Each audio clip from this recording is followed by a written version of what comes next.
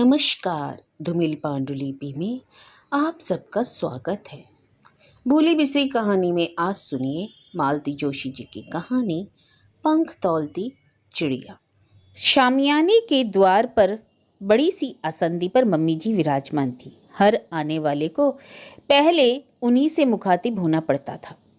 फिर शुरू होता था बधाइयों का सिलसिला, जिसे वे मंद मंद मुस्कान के साथ ग्रहण कर रही थी। और अवसर था हमारे नए क्लिनिक के उद्घाटन का, जिसे मम्मी जी ने अभी से नर्सिंग होम का नाम दे डाला था। और डॉक्टर साहब की माँ होने के नाते वे उत्सव मूर्ति तो बनी ही हुई थी। और मैं बेचारी बांदी की तरह हाथ बांधे उनके पीछे खड़ी हुई थी। लोग मुझे नज़रअंदाज करें, यह मम्मी का पहला उद्देश्य था। एक और भी मकसद था, मुझे जलील करना। इसलिए हर तीसरे आदमी के सामने वे बिसुर कर कह रही थी, सचिन तो बड़ा मना कर रहा था मम्मी, इतना हंगामा करने की क्या जरूरत। पर मैं ही जिद पर पकड़ गई।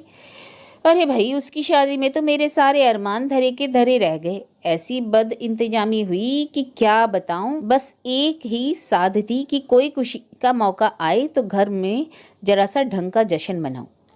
जब 2-3 बार वे जुमला दोहरा चुकी तो मुझे भी विनयशील बहू की भूमिका निभाना मेरे लिए कठिन हो गया। कसीले स्वर में कहा, मम्मी जी, बद इंतजामी तो होनी ही थी। अगर 100 की जगह 500 आदमी आ जाए तो सामने वाला क्या करेगा? उसके पास कोई जादू की छड़ी तो होती नहीं।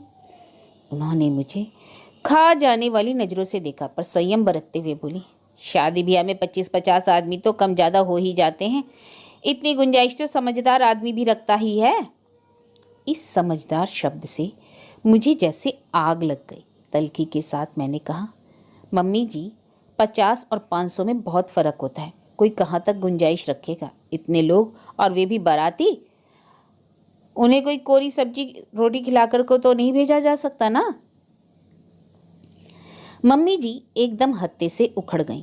इतनी देर से वे बड़े जतन से अपनी गरिमामय छवि को बनाए हुए थी। लगा कि अब वे अपनी वाली पर उतर ही आएंगी। मैं चुपचाप वहां से खिसक ली, नहीं तो बेकार का एक तमाशा खड़ा हो जाएगा। मेरी शादी को 8 साल हो चले हैं, पर तब से 80 बार इस बद इंतजामी को कोसा जा चुका है। आदमी जब्त भी करे तो कहाँ तक, पता नहीं कहाँ कहाँ के रिश्तेदार जुटा लाई थी। शादी के बाद आज तक उनकी शक्ल भी नहीं देखी। जिन जिन स्कूलों में मम्मी जी सर्विस कर चुकी हैं, उन सब स्कूलों का स्टाफ सब परिवार निमंत्रित था। महिला मंडल तो था ही, सत्संगी ग्रुप भी था, अड़ोसी पड़ोसी तो थे ही। नाई, धोबी, दर्जी सब बारात में चले गए। और सिर्फ खाकर ही चले जाते तब भी कोई बात थी। आधे से ज्यादा लोगों को मिलने के लिए लिफाफे भी थमाने पड़े थे। बद इंतजामी होती नहीं तो और क्या होता। पापा ने तो कसम खा ली थी कि चाहे मुझे बारात का किराया क्यों ना भुगतना पड़े, मैं कीर्ति के लिए लोकल दूल्हा नहीं ढूंढूंगा। मेरी शादी के 6 महीने बाद ही पापा का ट्रांसफर इंदौर हो गया। तब यही लगता रहा कि काश यह ट्रांसफर 6 महीने पहले हो जाता। मम्मी जी की बातों से ऊब कर मैं बेटे के पास जाकर खड़ी हो गई। पर शायद मेरा दिन ही खराब था, क्योंकि यहाँ श्रवण कुमार माँ का प्रशस्ति गान कर रहे थे। यार, मम्मी ने तो अपना पूरा प्रोविडेंट फंड और ग्रेजुएटी मेरे हाथ में लाकर रख दी। I am lucky to have a such a generous mother. नहीं तो क्या यह जगह लेना मेरे लिए संभव था? अभी तो प्रैक्टिस शुरू के साल भर भी नहीं हुआ है। मुझे बड़ा ताव आया। माँ का दान तो याद रहा, पर मेरे पापा की गाड़ी कमाई भूल गए, जिसके बल पर एमएस किया था। मन हुआ कि चिल्ला चिल्ला कर सबको यह बता दूं, पर यह तो बहुत लंबी कहानी थी। शादी की बद इंतजामी का जवाब तो मैंने 2 टुक शब्दों में दे दिया था, पर वह बात कहाँ से शुरू करती और कहाँ खत्म करती। मेरी शादी में लेन देन कुछ भी तय नहीं हुआ था, पर पापा ने अपनी मर्जी से सब कुछ दिया था। मुझे सोने से जैसे लाद दिया था। पूरा 20 तोला सोना था। इसके अलावा दामाद को चैन, अंगूठी, चांदी की थाली, कटोरियाँ, गिलास, अलग से 3 तरह के तो डिनर सेट्स थे। पापा ने तो पूरा फर्नीचर भी बुक करा लिया था, पर इन लोगों ने कहा कि पोस्टिंग दूर कस्बे में है, ट्रांसपोर्टेशन में खर्च और भी होगा, टूट फूट भी। तो पापा ने 50,000 इन्हें थमा दिए थे और कहा कि अपनी पसंद से खरीद लेना। पर घर आते ही वह पैसा मम्मी जी के खाते में जमा हो गया। मुझे एक कलदार तक देखने को नहीं मिला। हमें खाली हाथ ही अनंतपुर आना पड़ा। शॉपिंग की साध मन में ही रह गई। जब पहले प्रसव के लिए माँ पापा मुझे लेने आई तो घर का हाल देखकर दंग रह गए। पेशेंट्स को एग्जामिन करने वाली मेज और 2 स्टूल, ये मेरा डाइनिंग सेट था। ड्राइंग रूम में 2 मुड़े और 2-3 टीन की कुर्सियां थी। अस्पताल के 2 पलंगों से मेरा बेडरूम सजा हुआ था। मनोरंजन के लिए एक ट्रांजिस्टर भरता फ्रिज तो बहुत दूर की बात है। रसोई में ढंग के 4 बर्तन भी नहीं थे। माँ पापा को खाना खिलाते हुए मुझे रोना आ गया। माँ ने तो घर की दशा देखकर ही मुझे कोसना शुरू कर दिया था, पर पापा बोले, इसे यह सब क्यों सुना रही हो, यह तो नहीं है। घर में मुंह खोलकर कुछ कह सकती है क्या? यह सब तो सचिन को सोचना चाहिए। फिर उन्होंने एक काम किया, सोनाली के जन्म पर उसे एक छल्ला तक नहीं दिया। मेरे घर उन्होंने 5 लड्डू तक नहीं भिजवाए, पर मेरा पूरा घर फर्निश कर दिया। दरवाजों के पर्दों से लेकर पांव पोछ तक सब बदल डाला। मम्मी जी तो पूरी तरह कुड़ गई। बोली, यहाँ जो कुछ है इन्हीं लोगों का तो है, इसलिए नहीं खरीदा। 2-2 बार खरीदने में कौन सी तुक है? लेकिन यह बात पैसे लेते समय याद क्यों नहीं आई? उन पैसों का रहस्य बाद में समझ आया। 7-8 जगह अप्लाई करने के बाद इन्हें बेंगलोर के एक कॉलेज में एमएस के लिए दाखिला मिला था। पूरा पैसा वहीं स्वाहा हो गया। उस दिन मैं बड़ा रोई थी। फाइनल के बाद मुझे आराम से पीजी में दाखिला मिल गया। अपना प्रिय विषय गायनिक्स भी मिल रहा था। उन दिनों फाइनल के मार्क्स के आधार पर ही पीजी में एडमिशन होता था। प्री पीजी का चक्कर नहीं था। उस समय इन लोगों ने मुझे जाने नहीं दिया। कहा कि शादी की ऐसी क्या जल्दी थी, पहले पढ़ाई पूरी कर लेती। इतना ही नहीं, अपना कोई सोर्स लगवाकर मम्मी जी ने मेरी पोस्टिंग भी इनके साथ ही करवा दी।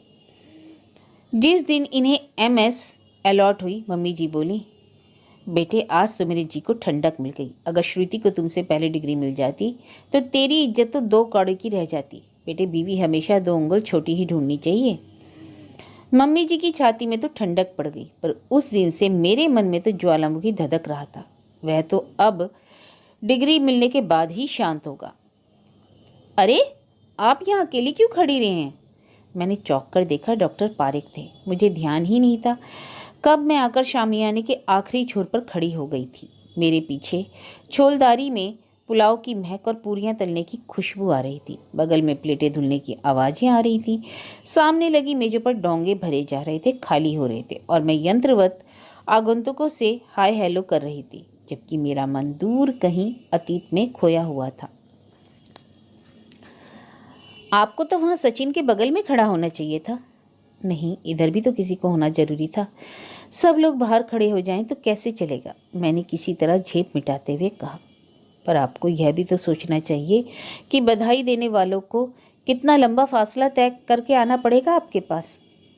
पर उनको यहाँ आने की क्या ज़रूरत है? बधाई के हकदार तो दरवाजे पर ही खड़े हैं। नहीं भाभी जी, बधाई की असली हकदार तो आप हैं। पिछले 7 सालों में आपने जितना स्ट्रगल किया है वह मैंने बहुत करीब से देखा, इसलिए कहता हूँ बधाई की असली हकदार आप हैं। लोग कहते हैं कि हर सफल आदमी के पीछे एक औरत होती है।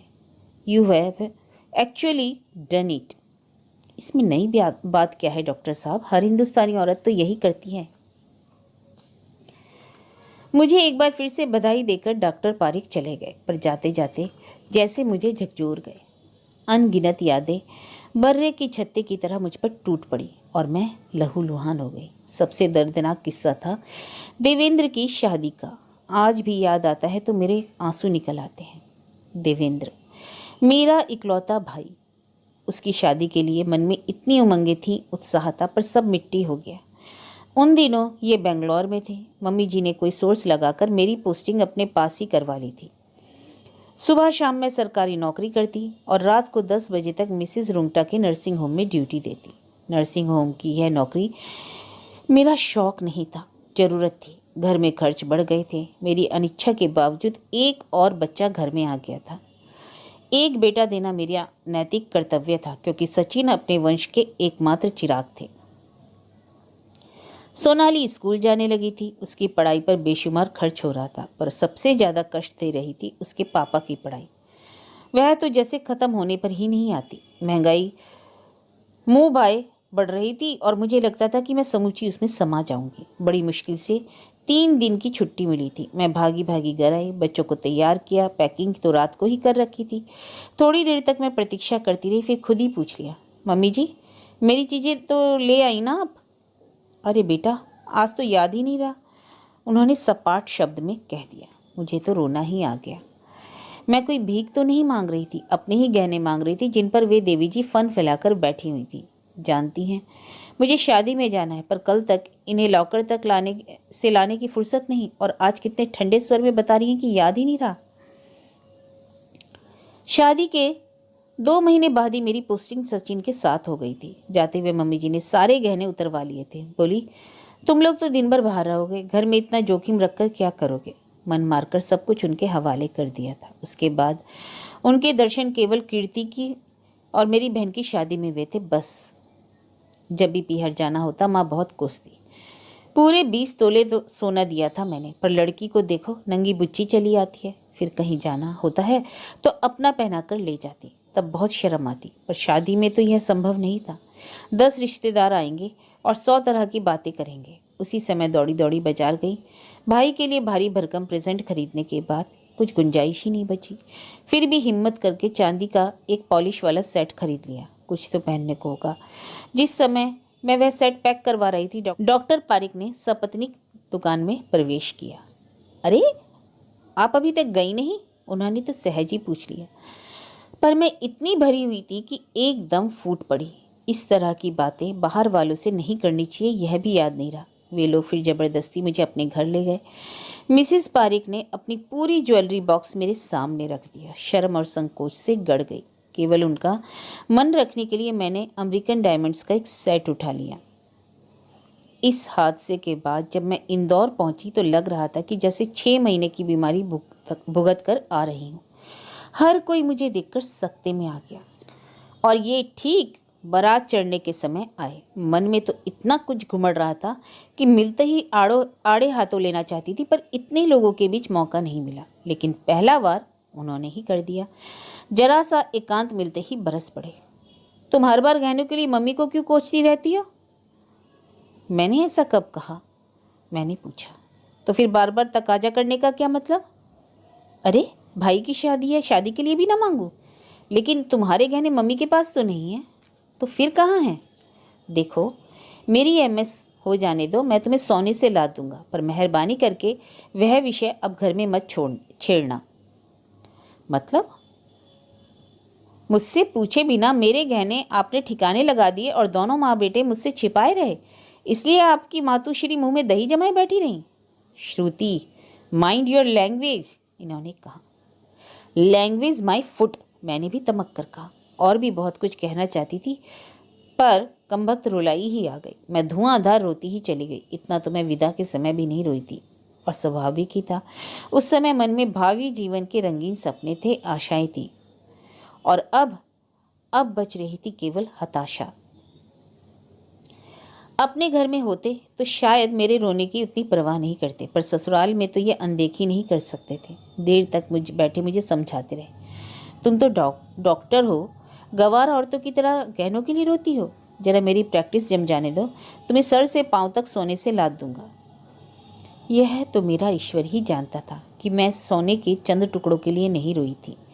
गहने तो फिर भी बन सकते थे, पर मेरा विश्वास था वह तो टूट गया। उसे लौटाने का कोई उपाय वो तो नहीं था। मिसेस पारिक ने भी यही कहा था। जब मैं उनका सेट लौटाने गई तो बोली, श्रुति, अभी तुम बहुत छोटी हो, शायद इसलिए बहुत भावुक भी हो। थोड़ा प्रैक्टिकल होना सीखो। यूं हर किसी पर विश्वास करना ठीक नहीं। हर किसी पर? मैडम, पर वे तो मेरे पति हैं। रुपए पैसे के मामले में अपने जाय पर भी विश्वास नहीं करना चाहिए। फिर ये तो सास के जाय हैं। तुम्हारा कोई बैंक अकाउंट है अलग से? सैलरी के लिए तो खोलना ही पड़ता है, लेकिन हाँ, लेकिन पासबुक मेरे पास नहीं है, यही ना? उन्होंने कहा। हाँ, पासबुक माँ जी की अलमारी में रहती है। इस घर का यही दस्तूर है।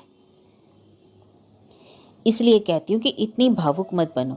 यह भावुकता तुम्हें इतना असहाय और निरुपाय बना देगी कि पाई पाई के लिए दूसरों का मुंह देखना पड़ेगा। और उसी दिन उन्होंने मेरा एक और अकाउंट खुलवा दिया, और तभी मुझे याद आया, डॉक्टर साहब मुझे आकर बधाई दे गए, और मैंने मैडम के बारे में पूछा तक नहीं। क्या सोचा होगा उन्होंने? मैं अपने आप में इतना खो गई हूँ कि सामान्य शिष्टाचार भी याद नहीं रहा। अपनी बेवकूफ़ी पर माता मना ही रही थी कि मिस्टर एंड मिसेस पारेख आते दिखाई दिए। मैंने आगे बढ़कर उनका स्वागत किया और अपनी भूल के लिए क्षमा मांगी। माफ़ी तो मैं आपसे मांगने आया हूँ, पता है शुभा ने मुझे इतनी डांट लगाई, मैं तुम्हारी प्री पीजी के बारे में तो भूल ही गया था। And all the best wishes from our side, I need them badly sir. इस झमेले में पढ़ाई तो कुछ हो ही नहीं पाई, ये झमेला तो बाद में भी हो सकता था। मैडम ज्योतिषी ने यही मुहूर्त निकाला था। ओके, ऑल द बेस्ट, उन्होंने कहा। Thank you sir, thank you ma'am. ये भले ही गेट पर खड़े थे पर आंखें शायद इधर ही लगी थी। पारिक दंपत्ति के जाते ही ये खरमा खरमा चलकर मेरे पास आ खड़े हुए। यहाँ ऐसे अलग थलग क्यों खड़ी हो? वहाँ सब लोग तुम्हारे बारे में पूछ रहे हैं। सभी लोग बाहर बैठ जाएंगे तो कैसे चलेगा? इधर भी तो कोई होना चाहिए, और जिन्हें मिलना होगा वे यहाँ तक भी आ जाते हैं।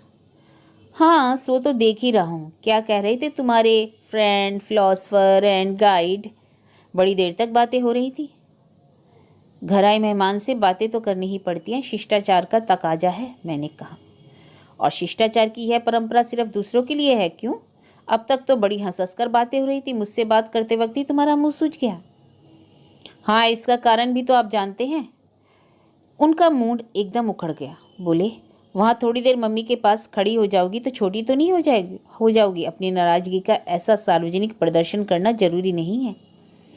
मतलब यह है कि गुस्सा सिर्फ डॉक्टर पारिक का नहीं था। मम्मी जी ने पट्टी पढ़ाई थी, तमाशा करना अच्छा नहीं लगा, इसलिए चुपचाप इनके पीछे हो ली। बाहर मम्मी जी ने नया ही राग छेड़ा था।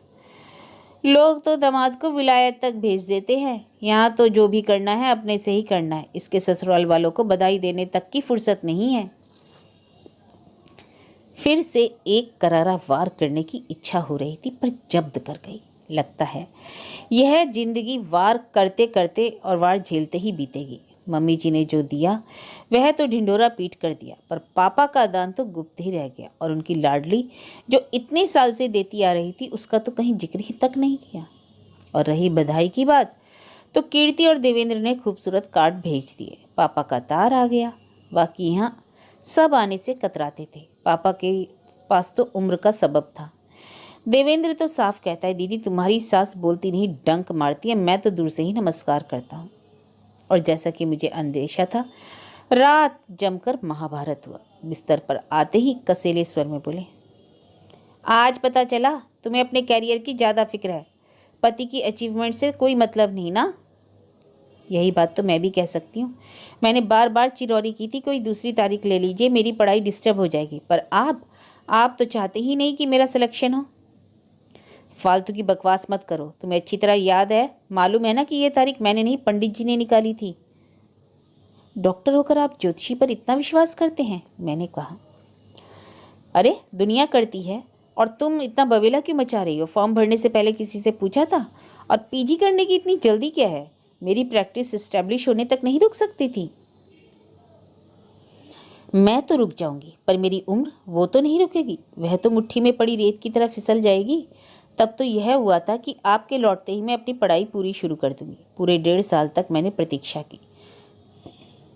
जब आपने बात ही नहीं उठाई तो मुझे पहल करनी पड़ी। वैसे आपको चिंता करने की ज़रूरत नहीं, जैसे माहौल में मैंने तैयारी की है मेरा निकलना तो असंभव ही है।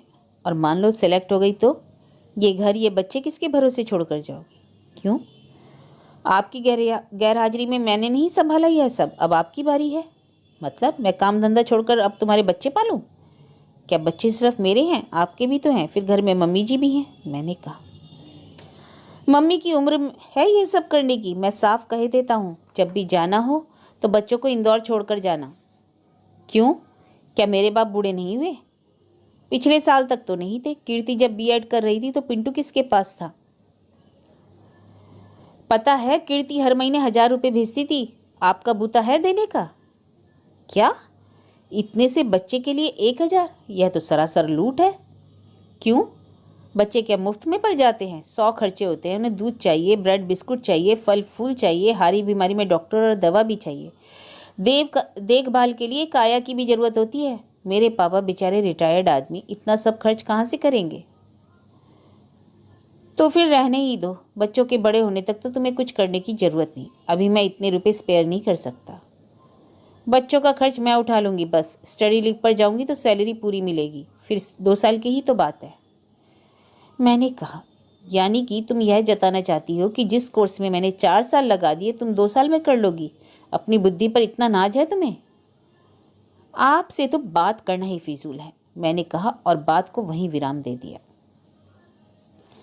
सुबह उठी तो सिर बेहद भारी हो रहा था। एक तो रात देर तक बक झक होती रही, उसके बाद दोनों दो विपरीत दिशाओं में मुंह करके लेटे रहे। नींद आने का तो सवाल ही नहीं था। सारी रात आंखों में काट दी।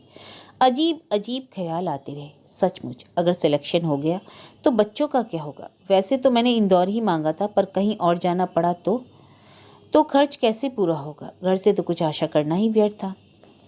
मिसेस पारेख की बात याद आती रही। जिद करके उन्होंने अलग से खाता तो खुलवा दिया था, पर उसमें 150 से ज़्यादा कभी डाल ही नहीं पाई। पासबुक हाथ में लेते हुए मम्मी जी बड़ी चौकस रहती थी। मेरे वेतन का हिसाब उन्हें मुंह जबानी याद था। मेरे इंक्रीमेंट्स की खबर तो उन्हें पहले से लग जाती थी। मिसेस रुंगटा के यहाँ से मुझे जो मिलता था उस पर भी उनकी कड़ी नज़र होती थी। पहले तो फिर भी इधर उधर कुछ आय हो जाती थी, पर अब जब से इन्होंने प्रैक्टिस शुरू की, आमदनी का वह जरिया भी बंद हो गया। अब शाम को इनके साथ बैठना पड़ता है। इन्होंने तो ईएनटी में स्पेशलाइजेशन किया था। पेशेंट्स ही इक्का दुक्का आते थे। अभी दूसरे डॉक्टरों में भी साख नहीं बनी थी कि ऑपरेशन को के बुलावे आते। सहारा जनरल पेशेंट्स का ही था। सिविल अस्पताल वाले मेरे सारे पेशेंट्स अब इधर आने लगे थे। डॉक्टर रुंगटा को की ओपीडी भी अब वीरान रहने लगी थी। मेरा काम वहाँ अच्छा चल निकला था। डॉक्टर रुंगटा मुझे खुशी से 2,500-3 हज़ार तक दे देती थी, पर यहाँ तो आमदनी के नाम पर शून्य था। जो कुछ भी मिलता इनकी जेब में चला जाता। मेरी सरकारी नौकरी की सारी तनख्वाह घर में खर्च हो रही थी। रिटायरमेंट के बाद मम्मी जी ने एकदम हाथ खींच लिया। यद्यपि घर में शासन अब भी उनका ही चलता था। इनकी नई नई प्रैक्टिस थी, इसलिए ये सारी उलझनों से बरी थे। मैंने कभी भी अपने आप को इतना असहाय नहीं पाया था। पूरा दिन मेरे सामने मुंह बाए खड़ा था और उसका सामना करने की हिम्मत मुझ में नहीं थी। फिर पता नहीं एकाएक मुझे क्या हुआ, हॉल में आकर मैंने डॉक्टर रुंगटा का नंबर घुमा दिया और वे तो जैसे मेरी प्रतीक्षा में ही बैठी थी। मेरा प्रस्ताव सुनते ही बाग बाग हो गई। इन्हें जब चाय देने गई तो एकदम पूछ बैठे, फ़ोन किसका था? रुंगटा का। मैंने ही लगाया था, मैंने लापरवाही से जवाब दिया। डॉक्टर रुंगटा का नाम सुनते ही इनके माथे पर बल पड़ गए। इतनी सुबह क्या जरूरत पड़ गई? एक बात मन में उठी थी तो सोचा कर ही डालूं। कौन सी बात? इन्होंने कहा, यही कि अगर मेरा सिलेक्शन नहीं होता तो मैं फिर से नर्सिंग होम ज्वाइन कर लूँगी। कुछ एक्स्ट्रा इनकम हो जाएगी। And we need money badly, है ना? अगले साल मुझे बाहर जाना पड़ा तो हाथ में कुछ तो होना चाहिए। ना हो तो आप वाजपेयी जी की विनीता को कुछ दिनों के लिए बुला लीजिए। वह पूछ भी रही थी। पैसे की उसे खास फिक्र नहीं, उसे तो अनुभव चाहिए और आपको भी एक हेल्पिंग हैंड मिल जाएगा। बहुत वैसा लगे तो कुछ परसेंटेज दे दीजिएगा उसे।